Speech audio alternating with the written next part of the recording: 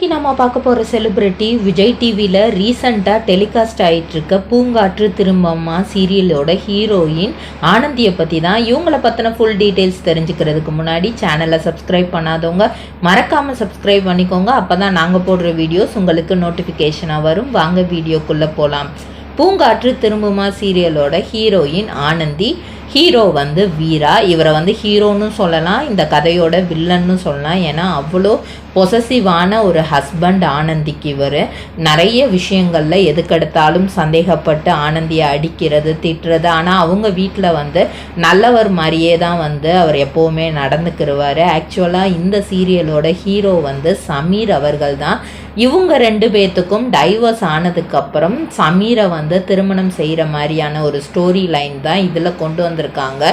ஆனந்தியோட உண்மையான பெயர் சோபனா. இவங்க 1996ஆம் ஆண்டு ஜூன் மாதம் 8ஆம் தேதி சென்னையில் உள்ள கொரட்டூரில் பிறந்திருக்கிறாங்க. இவங்க அப்பா பெயர் உத்தமன். இவங்க அம்மா வந்து வீட்டில் ஹவுஸ் ஒய்ஃபாக தான் ஸ்டார்டிங்கில் இருந்திருக்கிறாங்க. ஒரு கட்டத்தில் அவங்க சோபனா வந்து சின்ன பிள்ளையாக இருக்கும்போதே அவங்க அப்பா வேற ஒரு லைஃப் தேடி போயிட்டாங்க. அப்போது நெக்ஸ்ட் இதுக்கப்புறம் நம்ம என்ன பண்ணுறது, இந்த பொம்பளை பிள்ளைய நம்ம எப்படி வளர்க்க போகிறோம், இப்படி பல இதுவும் யோசிச்சு அவங்க அம்மாவுக்கு வெளிநாட்டில் வந்து வேலை பார்க்குற ஒரு வாய்ப்பு கிடச்சிருக்கிறது. அதனால் வந்து சோபனாவை அவங்க தாத்தா கிட்ட விட்டுட்டு அவங்க அம்மா மலேசியா கிளம்பி போயிடுறாங்க. ஃபுல் அண்ட் ஃபுல் சோபனா வந்து அவங்க தாத்தா கிட்டேயே தான் வளர்றாங்க. கொரட்டூரில் இருக்கிற ஒரு ஃபேமஸான மெட்ரிகுலேஷன் ஸ்கூலில் அவங்கள சேர்த்து விடுறாங்க. 2012 வரைக்குமே வந்து அவங்க அந்த ஸ்கூலில் தான் படித்து முடிக்கிறாங்க. அதுக்கப்புறம் 2013 இதுக்கப்புறம் நெக்ஸ்ட்டு நம்ம என்ன பண்ணுறது, 12th வரைக்கும் படித்து முடிச்சிட்டோம், இதுக்கப்புறம் நெக்ஸ்ட்டு என்ன பண்ணுறது அப்படிங்கிற மாதிரி அவங்க அம்மா கிட்ட அவங்க தாத்தா டிஸ்கஸ் பண்ணி அவங்க அம்மா என்ன சொல்லிடுறாங்கன்னா, அவளுக்கு என்ன மாதிரி கோர்ஸ் படிக்க பிடிக்குதோ அதுலேயே சேர்த்து விடுங்க, நான் அதுக்கான பணம் எல்லாமே நான் அனுப்பிச்சி விட்டுறேன் அப்படின்னு சொல்லிட்டு சொல்கிறாங்க. அப்பப்போ தான் வந்து அவங்க அம்மா மலேசியாவிலேருந்து இங்கே வந்து பார்த்துட்டு திரும்ப வேலைக்காக அங்கேயே போயிடுறாங்க. ஸோ இவங்க இன்ஜினியரிங் இசிஇ படிக்கணும்னு ஆசைப்படுறாங்க. வேல்ஸ் காலேஜ் ஆஃப் இன்ஜினியரிங் தான் எடுத்து படிக்கிறாங்க. கிட்டத்தட்ட 4 வருஷம் 2017 வரைக்கும் நல்லா படிக்கிறாங்க. தாத்தா வந்து ஃபுல் அண்ட் ஃபுல் மொத்த அன்பையும் அவங்களுக்கு கொடுத்து நல்லா வளர்க்குறாங்க. அவங்கள தாத்தா பாட்டியோட அரவணைப்பில் தான் வந்து ஃபுல்லாகவே வளர்கிறாங்க. அவங்க அம்மா வந்து இவங்க கிட்ட ஃபோனில் தான் வந்து எதுவுமே வந்து பேசிக்கிடுவாங்களாம். இவங்களோட எல்லா தேவையுமே அவங்க அம்மா பண்ணி கொடுத்துட்டு தான் இருந்திருக்காங்க. இருந்தாலும் இவங்களுக்கு மனசுக்குள்ளே காலேஜ் படிக்கும்போதே நம்ம தாத்தா பாட்டிக்கு நம்ம ஏதாவது செய்யணும், அவங்களுக்கு நம்ம ஏதாவது கண்டிப்பாக பண்ணி கொடுக்கணும் அப்படிங்கிற மாதிரி யோசனை இருந்திருக்கு. அதையும் தாண்டி நம்மளோட செலவுக்கு நம்மளே சம்பாரிச்சா என்ன அப்படிங்கிற மாதிரியான இதெல்லாம் வந்திருக்கு. அப்போ தான் வந்து நிறைய அந்த வெல்கம் கேர்ளு, ஹோட்டலில் வேலை பார்க்குறது, ரிசப்ஷனிஸ்டாக இருக்கிறது, என்ன மாதிரியான வேலை கிடைக்குதோ அது எல்லாமே பண்ணியிருக்காங்க. கிட்டத்தட்ட 1 இயர் வந்து இந்த மாதிரி பண்ணியிருக்கிறாங்க. அதுக்கப்புறம் இசிஇ படித்து முடித்த டைம் அப்படிங்கிறதுனால ஐடி கம்பெனியில் வந்து இன்டர்ன்ஷிப் ட்ரைனிங் போயிருக்காங்க. அந்த கம்பெனிலேயே நெக்ஸ்ட் அவங்களுக்கு வேலையும் கிடைக்கிது. ஆனால் சம்பளம் அதுக்கேற்ற மாதிரி கிடைக்கல, ரெகுலராக கிடைக்கல. இவங்களுக்கு வந்து என்னென்னா குறைஞ்ச சம்பளம்னாலும் அது மாதம் நம்ம கைக்கு கிடைச்சா அது நல்லா இருக்கும் அப்படின்னு யோசிச்சிருக்காங்க. ஆனால் அது மாதம் இவங்க கைக்கு கிடைக்கல. அதுதான் வந்து இவங்களுக்கு பிரச்சனையாகவே இருந்திருக்கு. அதனால அந்த ஐடி கம்பெனியில் நம்மளுக்கு வேலையே வேண்டாம், நம்ம இதுக்கு முன்னாடி ரிசப்ஷனிஸ்டாக ஒர்க் பண்ணப்போ கூட நம்மளுக்கு அந்த பணம் வந்து கரெக்டாக கிடைச்சிட்டு இருந்துச்சு, இப்போது அது கிடைக்கல. அப்படிங்கும்போது இந்த கம்பெனியில் வேலையே வேண்டாம் அப்படிங்கிற மாதிரி அதிலேருந்து வெளியே வந்துட்டு ஒரு ஹோட்டலில் ரிசப்ஷனிஸ்டாக வந்து ஒர்க் பண்ணுறாங்க. அங்கே நல்லாவே ஒர்க் பண்ணிகிட்ருக்காங்க. அந்த டைமில் தான் அவங்க அம்மா வந்து இவங்களுக்கு ஒரு தனியாக ஒரு ஃபோன் ஒன்று வாங்கி அனுப்புகிறாங்க அங்கே மலேசியாவில் இருந்து. அந்த ஃபோனில் தான் அதுக்கடுத்து வந்து அவங்க அம்மாவுக்கு இவங்க காலெல்லாம் பேசுகிறாங்க. அவங்க தாத்தா பாட்டிக்கு அந்த ஃபோனில் இருக்கிற, ஏன்னா டச்சு ஃபோனு புதுசாக வந்திருக்கு, அதனால் வந்து நிறைய விஷயங்கள் வந்து அவங்க தாத்தா பாட்டிக்கும் இவங்க வந்து காட்டி சொல்லி கொடுத்துட்ருக்காங்க. இவங்க ஃப்ரீயாக இருக்கிற டைமில் வந்து அந்த டைமில் டிக்டாக் ரொம்ப ஃபேமஸாக இருந்தனால ஃபஸ்ட்டு டிக்டாக்கை வந்து இன்ஸ்டால் பண்ணி அதில் உள்ள போஸ்ட் எல்லாம் பார்க்க ஆரம்பிச்சிருக்கிறாங்க. ஒரு கட்டத்தில் நம்மளே போட்டால் என்ன, நம்ம சும்மா தானே இருக்கோம், நம்மளும் இதில் ஃப்ரீ டைமில் வந்து நம்மளும் இதில் போடலாம் அப்படின்னு ஒரு ஆசை ஆசை இவங்களுக்குள்ளே வருது. இருந்தாலும் நம்மலாம் போட்டால் யாராவது பார்ப்பாங்களா? ஏன்னா அதுக்கு முன்னாடி நிறைய பேர் போடுறாங்க. அதில் வந்து குட் கமெண்ட்ஸும் வருது, பேட் கமெண்ட்ஸும் வருது. நம்மளுக்கும் அந்த மாதிரி வந்து பேட் கமெண்ட்ஸ் வந்துருமோ அப்படின்லாம் நிறைய யோசிக்கிறாங்க. அதுக்கப்புறம் சரி சும்மா என்டர்டெயின்மெண்ட்டாக நம்ம போடுவோம் அப்படின்னு சொல்லிட்டு இவங்க போட ஆரம்பிக்கிறாங்க. இவங்களோட டான்ஸு, இவங்களோட அந்த பெர்ஃபார்மன்ஸ் எல்லாம் பார்த்து நிறைய ஃபாலோவர்ஸ் வந்து இவங்களுக்கு வராங்க. அட் த சேம் டைம் வந்து இவங்க யூடியூப்பில் பார்த்து சில கண்டென்ட் எடுத்து அதையுமே வந்து டிக்டாக்ல வந்து போடுவாங்களாம்.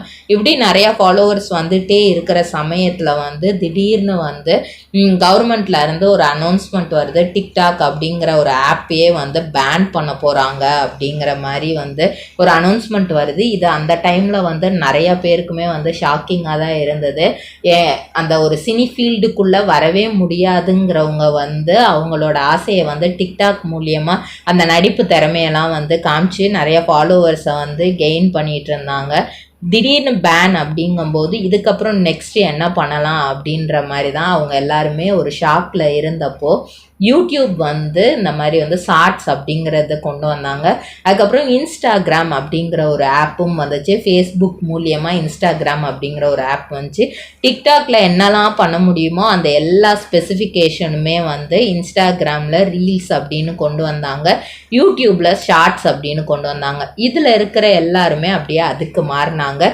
இந்த ஃபாலோவர்ஸ் எல்லாமே அப்படியே அவங்களுக்கு ரீச் ஆக ஆரம்பித்தாங்க. டிக்டாக்ல வந்து அமௌண்ட் அவ்வளவா கிடைக்காது, பெருசாக அமௌண்ட் அப்படிங்கிறதே கிடைக்காது. ஆனால் யூடியூப்லேயும் இன்ஸ்டாகிராம்லேயும் இவங்க எல்லாத்துக்குமே வந்து கொஞ்சம் கொஞ்சமாக பணம் வர ஆரம்பிச்சிச்சு. ஆனால் சோபனாவை பொறுத்த வரைக்கும் அவங்களுக்கு அதில் எப்படி பெருசாக பண்ணணும் அப்படிங்கிறது தெரியல. அதனால வந்து இந்த டிக்டாக் மூலியமாக வந்து சின்ன சின்ன அவங்க இருந்த இடத்துல இருக்கிற கடைகள்லாம் வந்து இந்த மாதிரி வந்து ஆடில் நடிக்கிறீங்களா அப்படிங்கிற மாதிரி கேட்டிருக்காங்க. அந்த மாதிரி வந்து துணி கடையில், நகைக்கடையில் இந்த மாதிரி ஆட் எல்லாம் வந்து ஃபஸ்ட்டு சின்னதாக நடிக்க ஆரம்பிச்சிருக்காங்க.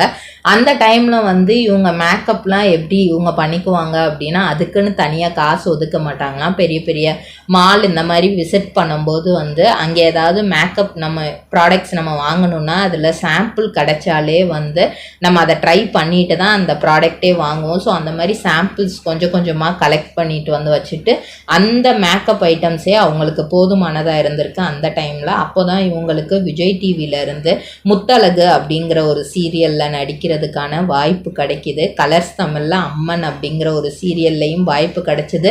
ஆனால் அதில் வந்து ரொம்ப நாள் அவங்களால நடிக்க முடியல. முத்தழகு சீரியலில் வந்து கான்ஸ்டண்ட்டாக அவங்க ஃபுல்லாக நடிச்சிட்டே இருந்தாங்க. விஜய் டிவியிலேருந்து பெஸ்ட் மருமகள் அப்படிங்கிற அவார்டும் வாங்கினாங்க. ஒரு நல்ல மருமகளாக எப்படி இருக்கலாம், தன்னோட மாமியாரை வந்து என்ன மாதிரியெல்லாம் வந்து நடத்தணும் அப்படிங்கிற மாதிரி ஒரு மகள் மாதிரி நம்ம நடந்துக்கணும் அப்படிங்கிறதும் இது பண்ணியிருந்தாங்க. ஒரு சைடு சித்தி கொடுமை இருந்தாலும் அதையும் எப்படி ஃபேஸ் பண்ணணும், நம்ம ஹஸ்பண்டுக்காக எப்படி போராடணும்.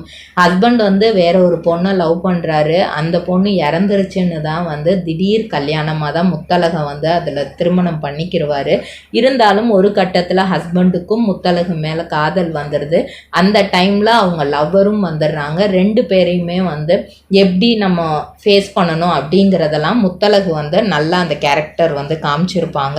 ரீசெண்டாக ஒரு இன்டர்வியூவில் உங்களுக்கு ஏதாவது க்ரஷ் இருக்கா அப்படின்னு சோபனாட்ட கேட்டப்போ அவங்க சொன்ன ஒரே வார்த்தை, எனக்கு இது வரைக்கும் யார் மேலேயும் பெருசாக க்ரஷ் இருந்ததில்ல. அப்படி நான் க்ரஷ் அப்படின்னு சொல்லணுன்னா எனக்கு KPY பாலா மேலே தான் க்ரஷ் இருந்திருக்கு. ஏன்னா வந்து அவங்க இப்போது பப்ளிக்கு அவங்க பண்ணுறது எல்லாமே வந்து எனக்கு ரொம்ப பிடிச்சிருக்கு.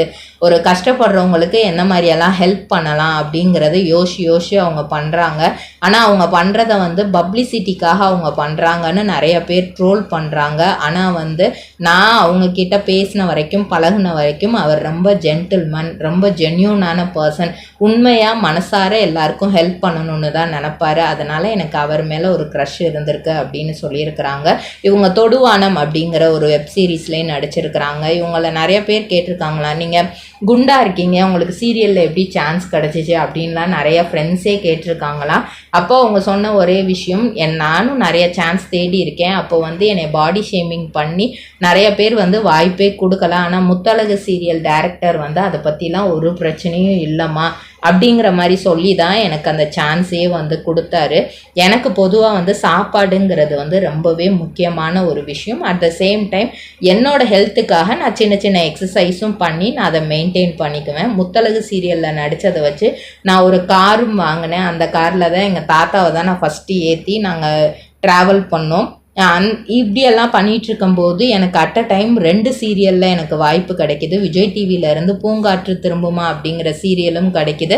இன்னொரு சைடு வந்து கலைஞர் டிவியிலேருந்து மீனாட்சி சுந்தரம் அப்படிங்கிற சீரியலில் பெரிய ஆக்டர் SV சேகரோடு சேர்ந்து நடிக்கிற வாய்ப்பு கிடைக்கிது. அப்படி அந்த சான்ஸ் கிடைக்கும்போது அவர் சொல்கிறாரு, நீ வந்து எனக்கு வந்து 60வது ஹீரோயின்மா, ஒன்றே தான் நான் சொல்லுவேன், எதுவுமே வந்து எக்ஸ்பீரியன்ஸாக எடுத்துக்கோ, எந்த ஒரு கதை கிடைச்சாலுமே அதில் நடி, அந்த ரோல் வந்து உனக்கு பெஸ்ட்டு அப்படின்ற மாதிரி உனக்கு தோன்றது மட்டும் நீ வந்து நடி அப்படிங்கிற மாதிரி சொல்லியிருப்பார். அந்த கதையில் கிட்டத்தட்ட வந்து இவங்க மீனாட்சி அப்படிங்கிற ரோல் பண்ணுவாங்க. அவரை வந்து பழி வாங்கிறதுக்காக தான் இவங்க வந்து கல்யாணமே வந்து பண்ணுற மாதிரியான கான்செப்டாக கொடுத்துருப்பாங்க. SV சேகரோட ஒய்ஃப் கஸ்தூரி அவங்க வந்து அந்த சீரியலில் வந்து இறந்துருவாங்க. அதுக்கப்புறம் 2ஆவதாக இவங்களை திருமணம் பண்ணுற மாதிரி இருக்கும். அதே மாதிரி பூங்காற்று திரும்புமா சீரியலுமே ஒரு டிஃப்ரெண்ட்டான கான்செப்டில் தான் கொண்டு வந்திருப்பாங்க. ஆனந்திக்கு சமீர் மேலே வந்து அவ்வளோ காதல் இல்லைனாலும் சமீருக்கு இப்போ 2 பேருக்கும் வந்து அடிக்கடி சண்டை வந்துக்கிட்டு தான் இருக்குது. ஒரு கட்டத்தில் சமீர் வந்து இவங்களை வந்து காதலிக்க ஆரம்பிச்சிருவாங்க. இவங்க ஆனந்திக்கும் வீராக்கும் டைவர்ஸ் ஆனதுக்கப்புறம் ஹீரோவோட இவங்க சேர்ற மாதிரியான ஒரு கான்செப்டாக டிஃப்ரெண்ட்டாக கொண்டு வந்திருக்கிறாங்க.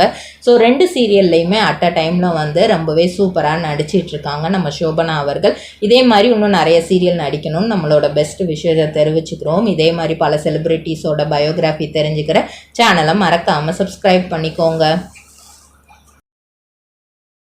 ட்ரிபுளார் ட்ரேடிங் கம்பெனி எங்களிடம் பாக்குமட்டை தயாரிக்கும் மிஷின் கிடைக்கும். அதற்கான ரா மெட்டீரியல்ஸையும் வருடம் முழுதும் நாங்களே சப்ளை செய்து வருகிறோம். நீங்கள் செய்யும் தட்டுகளை நாங்களே எடுத்துக்கொள்கிறோம். அதற்கான லோன் வசதியும் செய்து தருகிறோம்.